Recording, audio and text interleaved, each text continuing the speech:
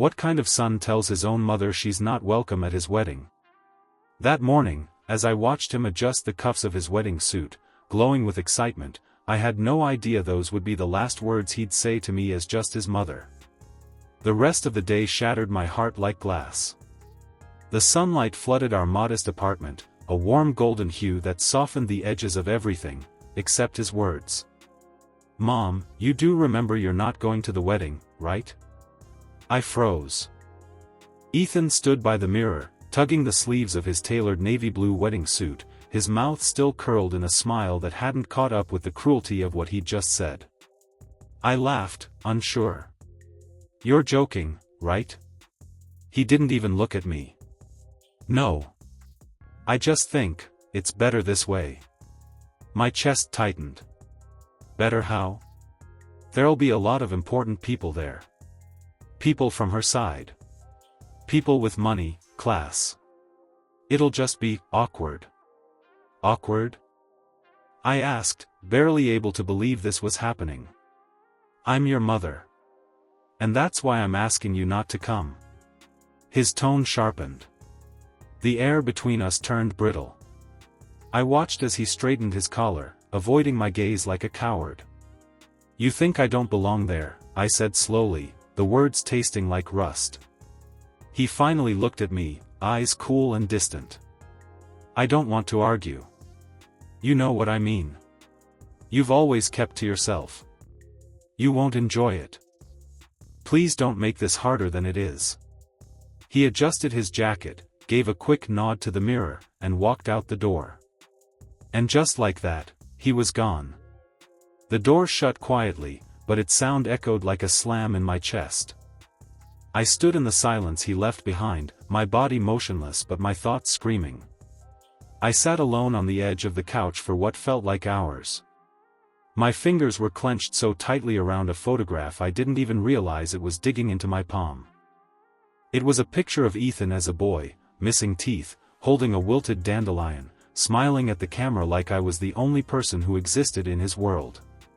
Now, I wasn't even worthy of witnessing his vows.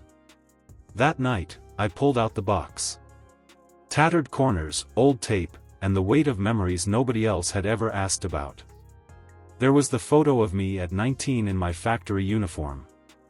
The group picture at the orphanage, no parents in sight. A love letter from a man I never got to say goodbye to. Hospital discharge papers with my name and his in the "father, unknown" field. Court records. Sentencing documents. My ID from the women's correctional facility. And finally, the grainy black and white photo of me holding a baby boy, still wrapped in the hospital's rough cotton. Ethan. He doesn't know everything. He doesn't know what I gave up. What I endured. And what it cost me to raise him without hate in my heart. He knows nothing of the lies that stole his father from me. The setup. The betrayal. The prison bars that didn't just cage me, but my entire future. But now? Now he thinks I embarrass him. Well. I folded the last photo back into its envelope and stood up straighter than I had in years. "I've done what you wanted for your whole life," I whispered to the empty apartment. "But this time, I'll do what I want." I didn't sleep that night. Instead, I sat on the floor, legs crossed like I used to when Ethan was a baby and wouldn't stop crying. Only now, it was my own sobs I was trying to quiet. I hadn't cried in years. I couldn't afford to. But something about hearing my son, my only child, call me a burden, it split something open that had been stitched together by survival and silence. I stared at the old photographs spread around me like shattered glass, each one a jagged edge of the life I lived before he was born, and the life I never had because of it. The first photo was from the orphanage. Me, about 8, standing barefoot on a cold tile floor, holding a teddy bear with one eye missing. The kind of photo social workers take when they want to convince themselves a system is working. Then came my first job at the laundry plant. I was 16. My hands used to bleed from folding hot sheets for 12-hour shifts, but I never complained. That job bought Ethan's first crib. And then, him. Marcus. A smile that made me forget how cruel the world could be. He was the first person who saw me, not as a charity case or a statistic, but as a girl with dreams. We were going to run away. Open a flower shop. He loved lilies. I loved him. But he vanished. One day, just gone. No note. No goodbye. Just silence. I told myself he got scared. That maybe he didn't really love me after all. 2 weeks later, I found out I was pregnant. A month after that, I was accused of theft at work. A setup. Everyone knew it, but no one cared. The stolen necklace found in my locker was enough. The court-appointed lawyer barely looked at me. I was 19 and terrified. My sentence, 3 years. Ethan was born behind bars. They let me keep him for the first 18 months. After that, they tried to take him. Said it wasn't a healthy environment. I fought with every breath I had. When I got out, I scrubbed toilets. Cleaned offices after midnight.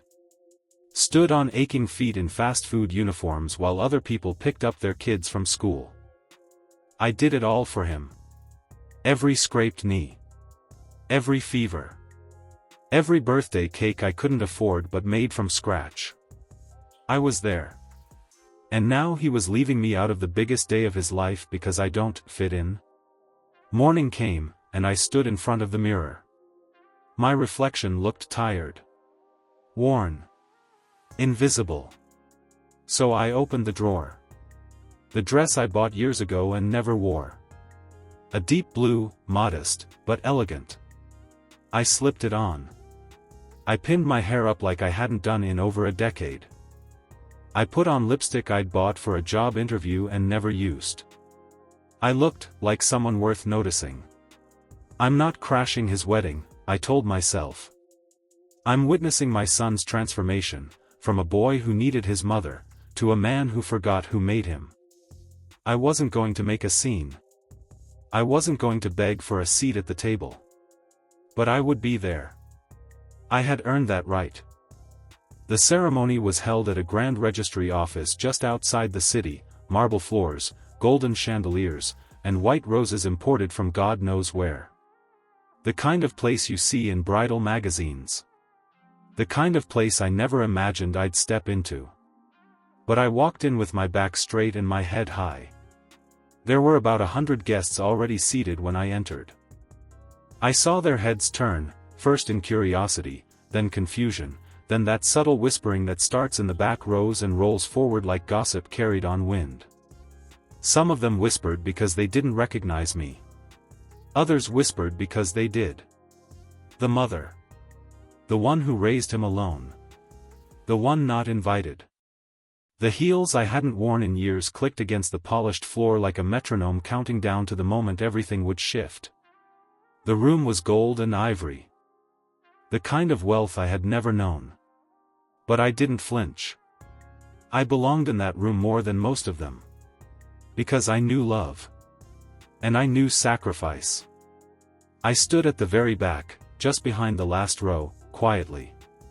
Then Ethan saw me. He was standing at the altar with his bride, her hand looped through his. His jaw tightened the moment our eyes met. He paled. And then he did something I never expected, he left her side. In front of everyone. He rushed down the aisle, his face filled with panic, stopping right in front of me. "Mom," he whispered, voice trembling with embarrassment and anger. "What are you doing here?" "I came to see you become a husband," I said calmly. I couldn't let this day pass without witnessing it. "We agreed," he began, but I held up my hand. "No, you decided," I corrected gently. And for once, I decided something for myself. Whispers turned into stares. His bride looked stunned, her parents looked annoyed, and the officiant was frozen mid-sentence. But I didn't care. When the ceremony resumed, I took a seat at the very back. Quiet, invisible, just like I had always been. But during the reception, something shifted. As people stood to offer toasts and congratulations, I found myself called up by the MC. A toast from the mother of the groom. Ethan stared, horrified, but he didn't move. I walked to the front, my heart pounding so loudly I was sure it echoed off the champagne flutes. "I won't take much of your time," I began, eyes scanning the crowd. "I just want to say, that raising Ethan was the hardest and most beautiful thing I've ever done. He was born into a world that didn't want either of us. But he became strong, kind, and driven. Today I watched him start a new chapter with a beautiful woman by his side. And while I wasn't meant to be here, I'm glad I came." Silence. Then applause. Polite at first. Then sincere. Even the bride's father nodded. I stepped down, heart pounding. Ethan avoided my eyes. Then I felt a presence near me. A man, tall, gray-haired, sharp suit. A face I hadn't seen in over 2 decades. He stared at me like he'd seen a ghost. "It's you," he said, almost breathless. I blinked, frozen in place. "You? What are you doing here?" He smiled sadly. "I'm a guest. Business partner of the bride's father. I didn't know you'd be here." I stepped back. "I thought you were gone." "I thought you left me," he said softly. "No," I whispered. "I was set up. I went to prison. I had a child, and no way to find you." He looked down. "You had a child?" I nodded. "A son." His voice cracked. "Our son?" I couldn't breathe. Standing there beside the champagne table, the echoes of clinking glasses and murmuring guests faded into a dull hum. All I could hear was his voice. "Our son," he repeated, softer now. As if saying it louder might shatter the moment completely. "Yes," I whispered. "Ethan." He ran a hand through his silver hair, eyes glistening. "God, I searched for you, after you disappeared. I thought maybe you'd changed your mind. Left without saying goodbye. Your friends didn't know anything. Your job said you'd been fired." I was arrested," I interrupted, flatly. "For something I didn't do." He looked like I'd struck him. "What?" "Someone planted stolen jewelry in my locker at work. I was 19. Pregnant. Poor. Alone. No one listened. But why didn't you write me?" His voice cracked. "I would have come. I would have fought. I did write," I said bitterly. 2 letters a month. I begged someone to find you. I didn't even know if you were still in the city. And eventually, I stopped hoping. I had Ethan. And surviving became the only thing I had room for." He was shaking now. "I would have married you. I wanted to. You were everything to me.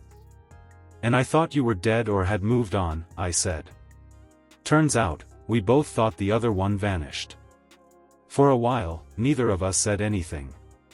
He stared at Ethan across the room, who was now laughing awkwardly with guests, unaware that the man who helped make him was standing 20 feet away. "How is he?" he asked. I hesitated. "Smart. Ambitious. But, he's ashamed of me." He blinked. "Why?" "Because I didn't come with a last name worth something. Because I scrubbed floors and packed groceries and patched his school uniform instead of buying new ones." He looked down. "That's not on you. That's on him. He doesn't know you're his father," I added quietly. "No one does." I thought, there wasn't a reason to tell him. "Not when I thought you were gone for good." "Well," he said, straightening his shoulders, "maybe now's the time to tell him." Later, as the sun dipped low outside the glass-paneled registry office, the 3 of us stood on the front steps. The moment felt surreal. Ethan's tuxedo was wrinkled from dancing, my heels were killing me, and the man I once loved stood beside me like a ghost who'd finally come home. Ethan approached, confusion in his eyes. "Where are you going?" he asked. "Wherever I want," I replied evenly. "You wanted me not to be here so badly. So I'm leaving." His eyes flicked to the man beside me. "Who is he?" I looked at Ethan for a long time. And then smiled softly. "This," I said, "is your father." Silence. The kind of silence that feels physical, heavy, charged, like a room right before a storm breaks. Ethan stared at the man beside me, the father he'd never known, the one he'd never even thought to ask about. "My, what?" he said, blinking. "Your father," I repeated gently. "His name is Marcus. We were in love once, before everything fell apart." Ethan's eyes darted between the two of us, searching for some kind of joke, some logical explanation that might make this moment make sense. But none came. Only the truth, finally, after all these years, standing right in front of him. "Why didn't you ever tell me?" he asked, and this time, his voice cracked. "Because I didn't think I could," I replied. "Because I didn't think he was alive. And because for most of your life, I was just trying to keep us fed." Marcus stepped forward then, clearing his throat. His voice was steady, but his eyes shimmered. "Ethan, I didn't know. I would have been there. I would have raised you. I'm sorry, for everything I missed." Ethan shook his head. "This is insane." "I know," I said. "But so is being told by your own son that you're not welcome at his wedding." His jaw clenched. "I didn't mean it like." "You did," I said. "And that's okay. You're allowed to feel what you feel. But now you also have to live with the knowledge that everything you thought you knew was missing half the story." He looked away, silent. The guests were filtering out behind us now, murmuring awkward goodbyes, sneaking glances at the strange little reunion on the front steps. The bride stood at the doorway, her expression unreadable. Her father looked like he was already regretting this partnership. I didn't care. For the first time in my life, I didn't feel ashamed of where I came from. I didn't feel like I had to beg for a seat at the table. I wasn't someone's burden. I was a woman who survived the unthinkable and still stood tall. "I'll give you two a moment," I said to Ethan and Marcus, stepping aside. They didn't speak right away. I watched them from a distance, two men who didn't know how to be father and son yet, but who might try anyway. The silence between them wasn't hostile. Just uncertain. I turned toward the city skyline, the golden hour light kissing the edges of the street. I had come to that wedding expecting to be ignored, perhaps even humiliated. Instead, I left with something better, the truth. The kind that shatters illusions but builds new bridges in its place. And maybe that's what family really is. Not perfection. Not obligation. But the willingness to show up, even when you're uninvited. 3 months later. Marcus and I sat in the small cafe near my apartment, sharing a slice of lemon tart. He smiled at me like no time had passed at all. Ethan had started calling me every week. He wasn't perfect. Neither was I. But we were trying. And sometimes, that's more than enough. I no longer waited to be invited to the important parts of people's lives. I chose to show up, to mine, especially. Because I am not someone to be ashamed of. I am someone who endured. And I'm finally ready to live for myself.